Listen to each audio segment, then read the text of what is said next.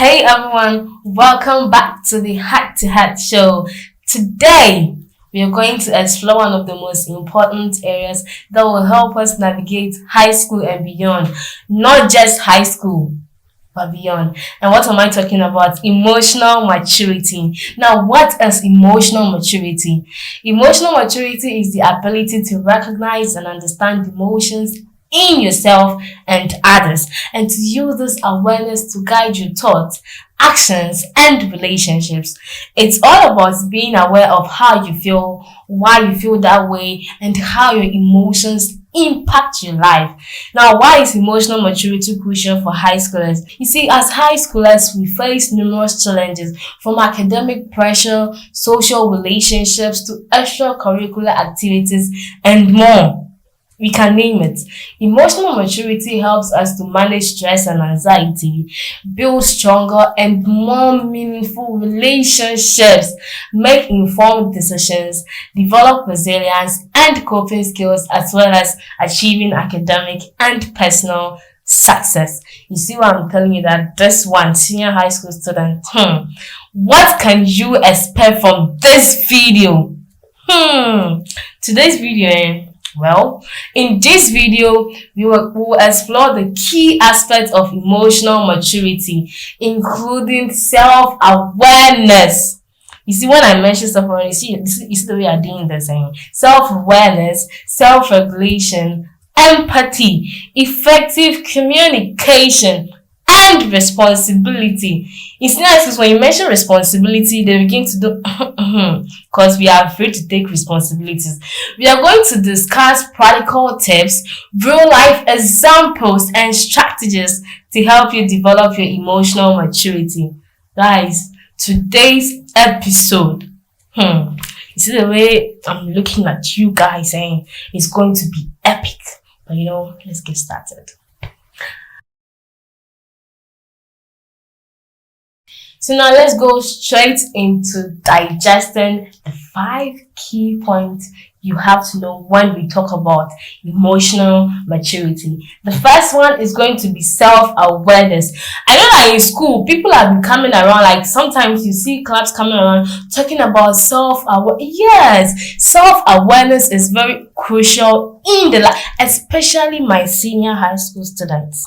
So when we say self-awareness, what is it about? It's all about understanding yourself. You have to. You see, everything in senior high school revolves around you knowing and understanding yourself. You have to be able to know your strengths, your weakness, everything. You should be able to understand yourself. Now, after doing critical thinking, when it comes to you guys, I sit down, analyze everything.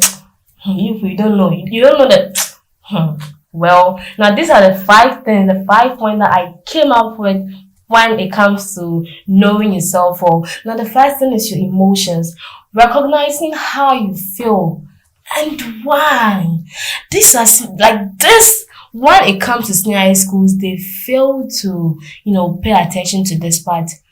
You have to. Why do you think you are feeling this way at this particular? You have to be able to explain your instincts and feelings. Yes, don't just be ignored. You see, sometimes you can feel something is going on within. You have to. Why? Because everything has a reason. Understand why. Why do you feel like you don't belong here? Why do you feel like you don't deserve to be seen at where you are going? You have to sit down, analyze your instincts. Why are you feeling this way? My people, please. We fail to pay attention, and it really breaks my heart. Now, the second one is your strength. You have to be able to acknowledge your positive qualities and skills. It's very funny in senior high school when you ask somebody about skills and they begin to say, we may need skills, like how? So saying, you don't have any skill. Somebody will be like, my only skill is to learn. How bad? No. It goes on in senior high school and it is really funny. You go, like, you be talking with your colleague, and it's like, what skill do you have? Because, some people have skill in sewing, skill in cooking, and the student to be like, many skills, like how? Please, if you know you are part of those students that normally say, no, you have to be able to Know yourself. What skills do you have apart from studying? So studying and far. Where else do you have to go? You have to. And you have to be able to acknowledge, like when you do something, you should be able to, sometimes you do something that, you deserve to applaud yourself, but you're feeling, no, acknowledge your strength. You understand? Now, the next thing is weakness. This one, because this one, you have to be able to understand your limitations and areas for improvement. And this is where some senior high school, sometimes they think they feel shy. Like you're not good in English language and you feel shy to speak up. And in the long run, you go and write VASI and you get F9 for English language. Please. You know that you're not good in English language, and why you can't speak up, you can't maybe possibly tell mommy or daddy to organize a tuition for you because what? You are feeling shy that your classmates are going to laugh at you. No! You have to be able to, you have to. Don't be, so you are able to know that, okay, I'm not good in integrated science, and you don't seek for help.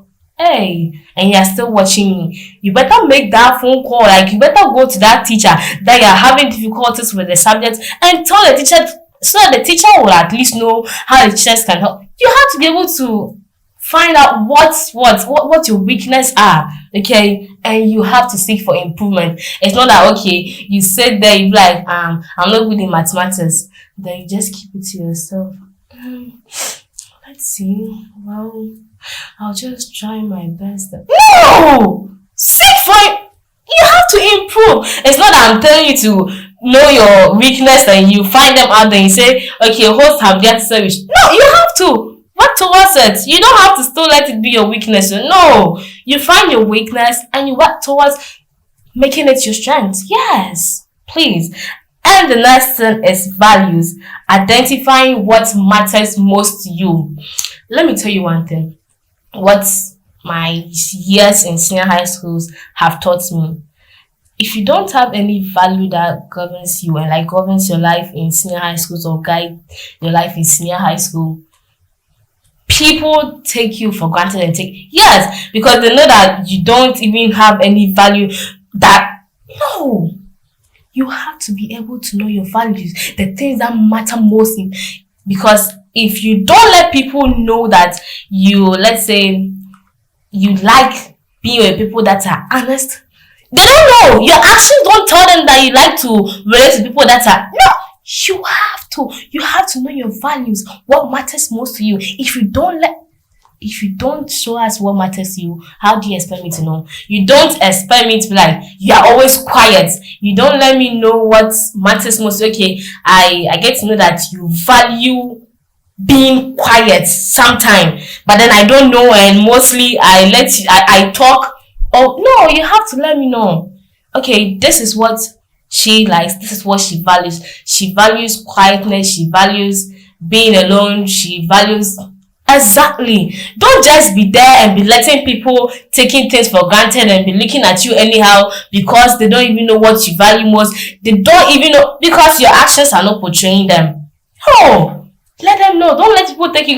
No, a teacher will be coming and the teacher will be talking anyhow to you because they feel like, even this student that you're doing this to, because the students on casa. Yes, it happens in senior high school. A teacher will come.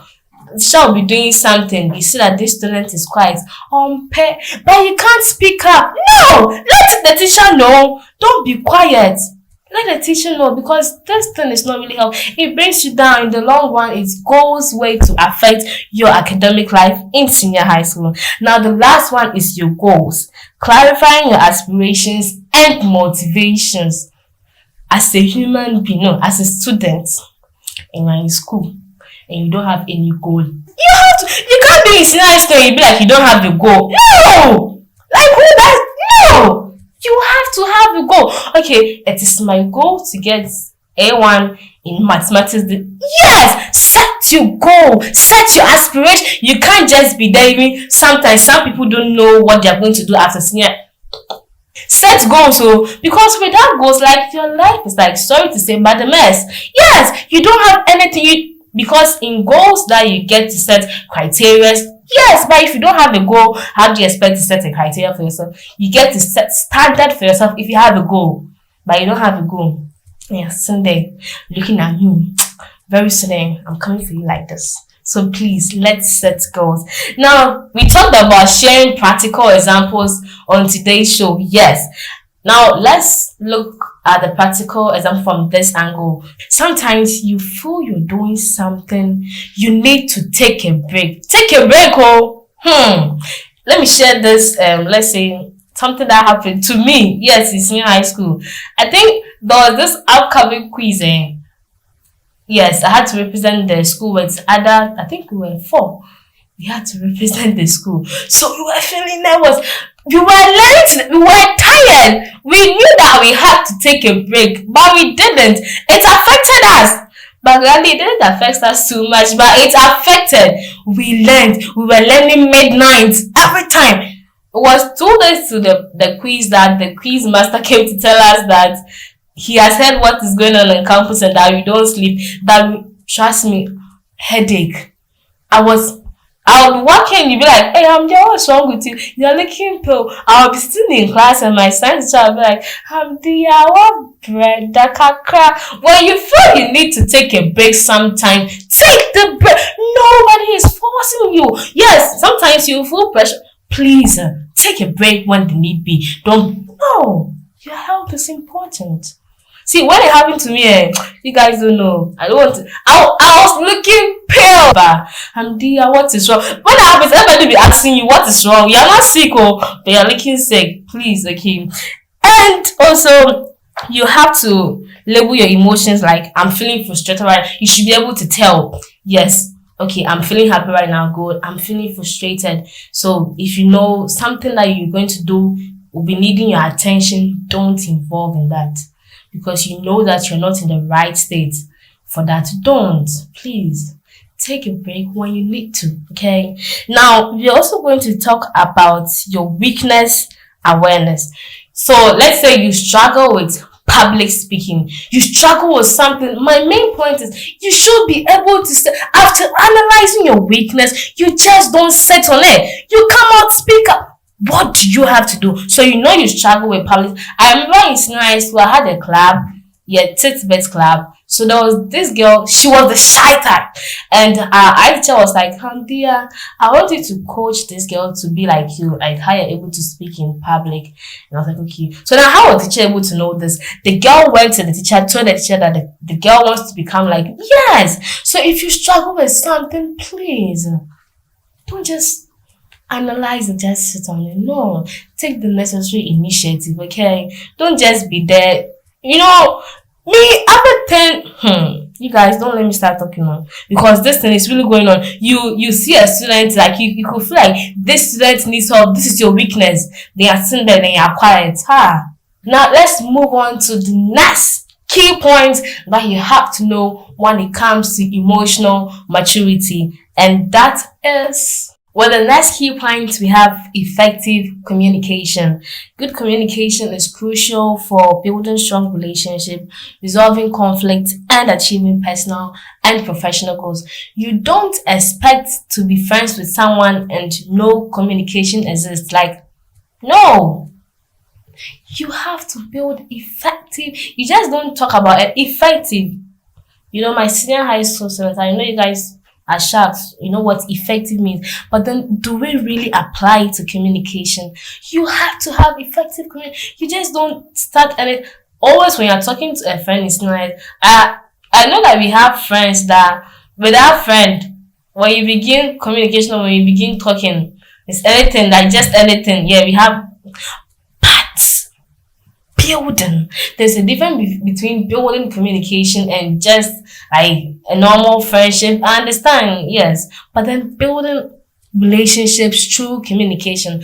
I remember, I think we had this club coming. They came to visit us in our school. I'm trying to remember the name, but I don't remember anyway. So those people, somebody came to give spoken words.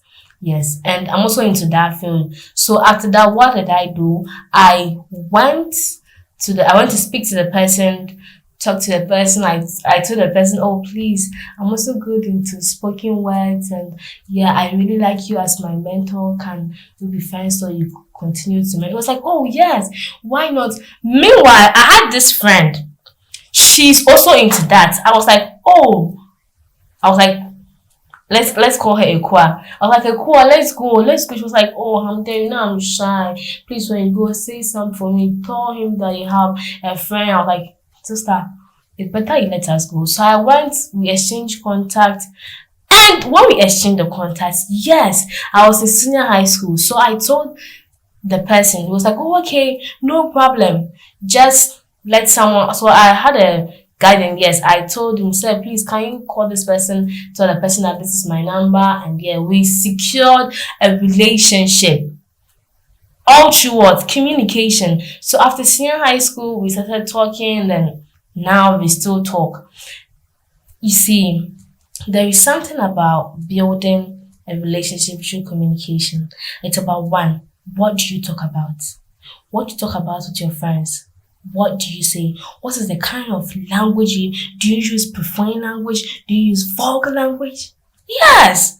People think relationship like talking is all about talking. You see, you can't tell me that you talk to your principal the same way you talk to your friend. No. Yes. There is a principle with talking. You just don't say anything that comes out of your mind. No. You do critical thinking and you try to secure you see, don't let your talking rather move people far from you. No, you should rather you should be able to secure a relationship with your communication. If your communication is not effective, it's not ongoing, you don't have something important talking about, you don't expect that relationship should exist. No. Please, if you talk politely, if you know the kind of words to use at the right time, you'll be able to secure a relationship. Yes, you'll be able to resolve conflict. You are able to even draw people closer to you just with the way you talk. I remember there was this classmate of mine in senior high school. And you know, with the fancies, how they speak. Please, oh, I'm a fancy myself. But sometimes the way they say, I'm so. You see, she's that kind of people that talk that way. Like when you begin, then you see, so like she was not having friends because someone was like, she was, although she was craving for attention, but then because she uses that abasa, like you expect that I'm coming to talk to you and tell me abasa, what is that? Give me a space. You be doing your face like, yeah, and you expect me to come and talk to you. No. Please. So effective communication is not always about what you say, but then your gestures as well. You don't expect that somebody is talking to you and doing like this, and you expect the person to continue. No, okay. Be an active listener. You see, when somebody comes to talk to you, you should be able to encourage the person. When somebody be talking to you and you not be maintaining eye contact and you be looking somewhere, no, you should maintain eye contact. You see somebody busily talking to somebody and the person is either looking somewhere, or what are you trying to tell the person? That what the person is saying doesn't make sense. Yes, please. When somebody is look in the eye, maintain eye contact, and also ask questions if you should. You see, when somebody is saying something and you don't, you should ask. You should make the person see that, oh, you are really listening to what the person is saying. If you have to encourage, yes. Mostly people talk to people because they want somebody to listen, somebody to encourage, and somebody to, be there for them. So if you think you should ask a question, ask, okay, with what the person is saying, there's something you're not, ask. And be encouraging. Somebody will come and tell you something and you don't give the person the necessary encouragement. Please encourage if you have to. Maintain eye contact and always be willing to ask questions if you have to ask. Now the next thing is clear expression. You have to be able to, when you're talking or when you're saying something, it shouldn't be like you don't even know what you're saying. Yes, it really happens in schools. Somebody, let's say in a group discussion, maybe a question is being asked and somebody wants to answer. You say the person is not even sure. No.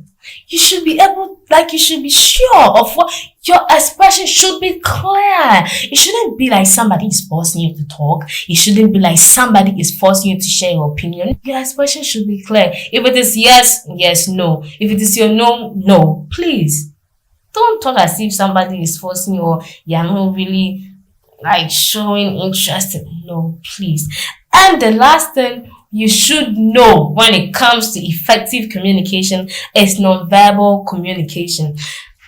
Listen, you know, sometimes some people can pretend on the face, like they can pretend. I see, like they are hearing, like they are listening. They'll be like, oh yeah, my brother is even a victim. Sometimes he'll be talking to my brother, be like, yo, yeah, like the see. Sometimes your expression, your gestures. Just picture this. You are busily explaining something to somebody, and the person have done this.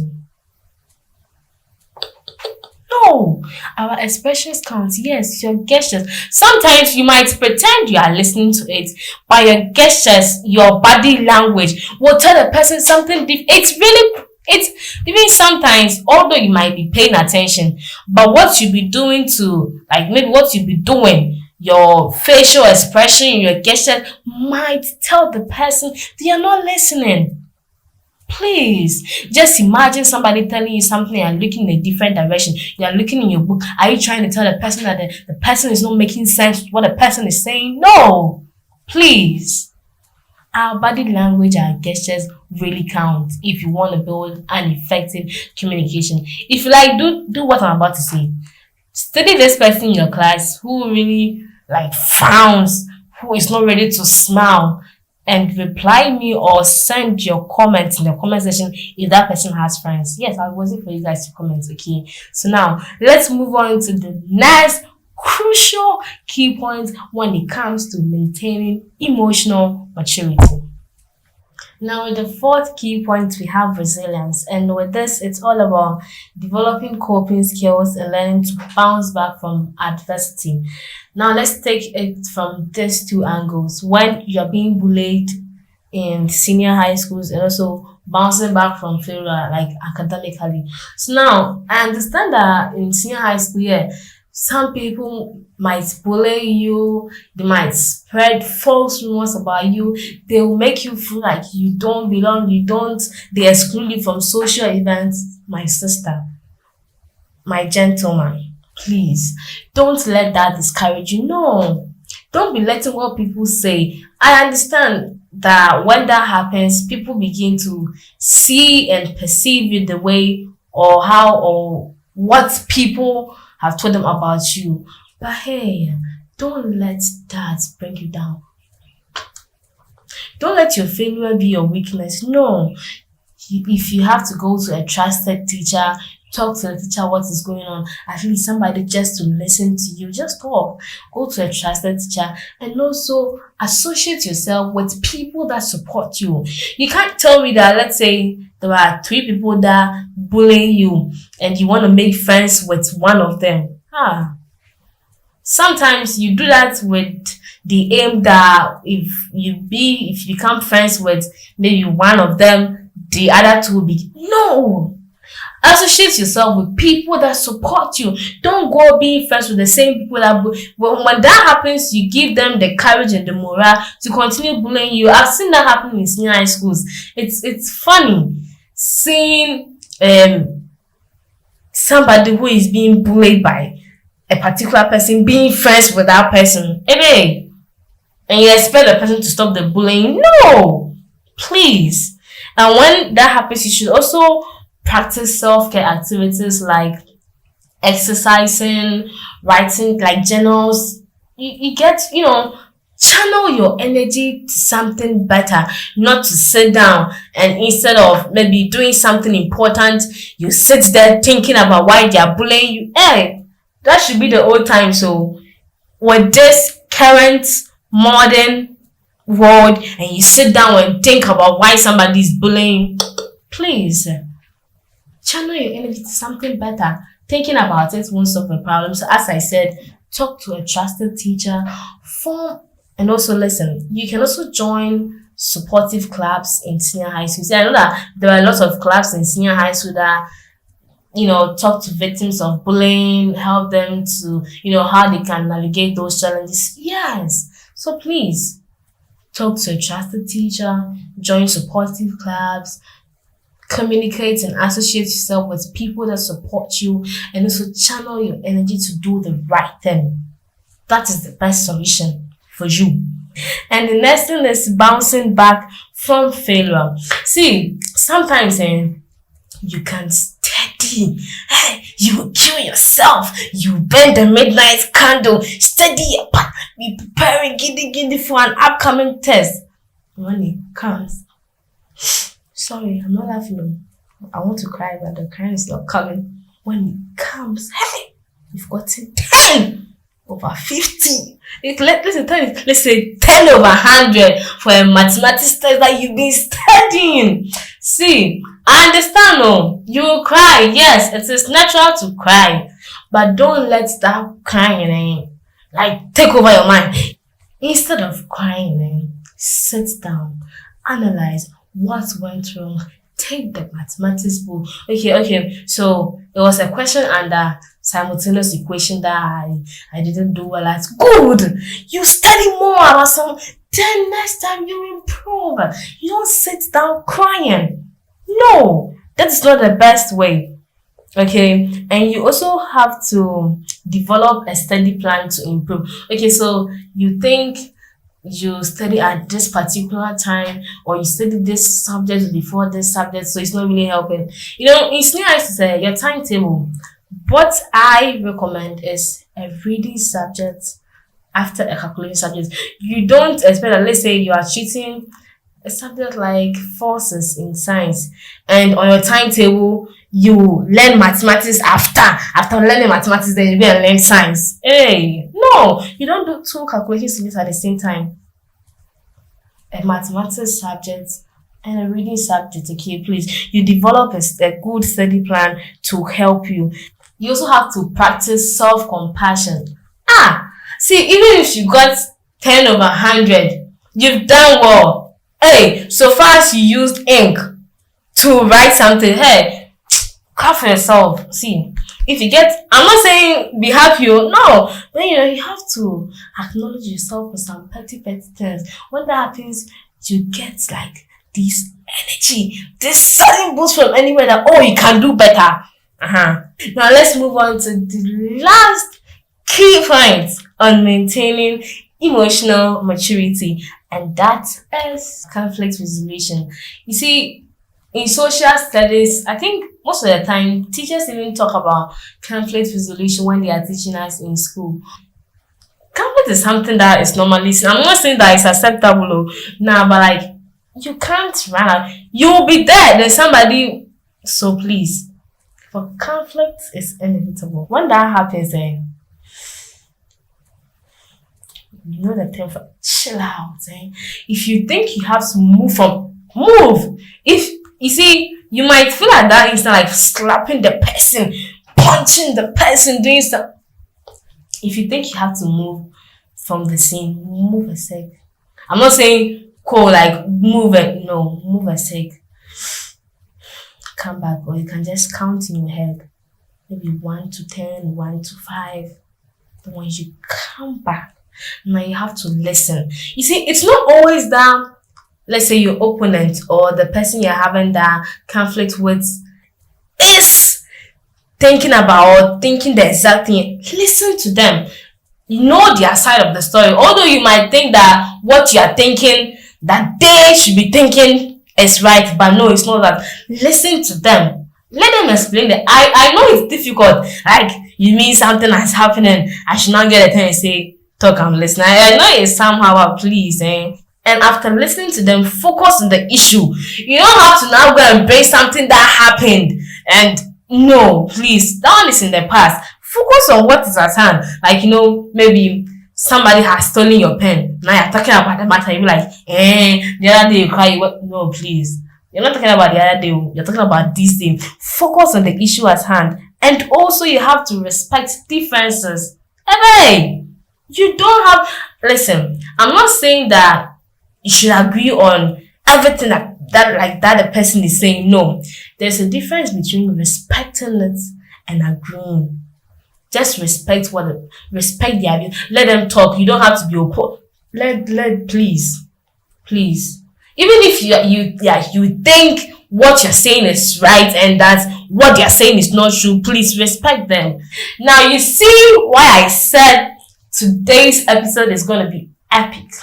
So just drop your comments down there in the comment section and let me know what you think about this epic episode. If you want us to be bringing this kind or the one that we've normally been doing. So yes, please don't forget to like, comment, share and subscribe to help promote and grow this channel.